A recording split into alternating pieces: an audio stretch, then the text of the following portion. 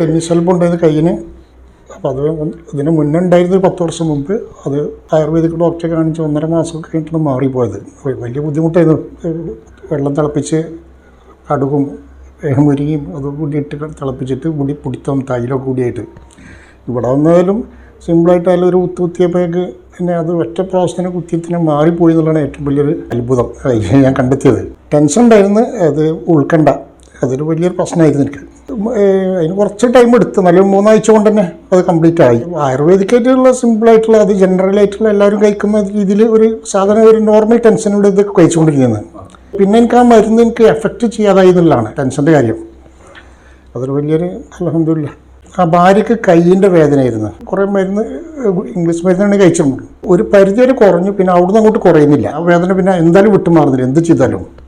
അപ്പോൾ ആ വേദനക്കാണ് പിന്നെ ഇവിടെ വന്ന് ലാസ്റ്റ് ഇനി ഇവിടെ നിന്ന് പോയി നോക്കുക എന്ന് പറഞ്ഞിട്ട് ഇവിടെ വന്ന് ഒരു 5-8 പ്രാവശ്യം കുത്തിയപ്പോൾ പിന്നെ തന്നെ അവളത് നോർമലായി. പിന്നെ ഒരു നഖത്തിൻ്റെ ഒരു പ്രശ്നം ഉണ്ടായിരുന്നു, പൂജാന്നകം എന്ന് പറഞ്ഞിട്ട് പ്രശ്നം. അത് ഒരൊറ്റ കുത്തിന് തന്നെ അത് മാറി അവൾക്ക്. ഇവിടെ അന്ന് അറിഞ്ഞില്ലല്ലോ ഈ വിഷയങ്ങളെന്നുള്ളത്. നമ്മളിത് എന്താണെന്നുള്ള അറിയാതെ ഉള്ളൊരു ഇതായിരുന്നു ഇവിടെ എന്താ സംഭവം എന്നുള്ളത്. അക്യുപഞ്ചർ എന്നൊക്കെ പറഞ്ഞു കഴിഞ്ഞാൽ എന്തെങ്കിലും വല്ല കുടിക്കലും തിരുമ്പലും കുത്തലും ചവിട്ടലൊക്കെ എന്നാണ് വിചാരിച്ചത്. അത് കാരണം ഇങ്ങോട്ട് വരാൻ ഡിലേ ആയി പോയത്. പിന്നെ ഞാൻ ഏതായാലും എന്തായാലും ഒന്ന് പോയി നോക്കാം ഇവിടെ എന്താ സംഭവം എന്നുള്ളതൊക്കെ അങ്ങനെ വന്നാൽ അങ്ങനെ എൻ്റെ സ്റ്റാർട്ടിങ്ങിലുള്ള വരവുണ്ടായത്.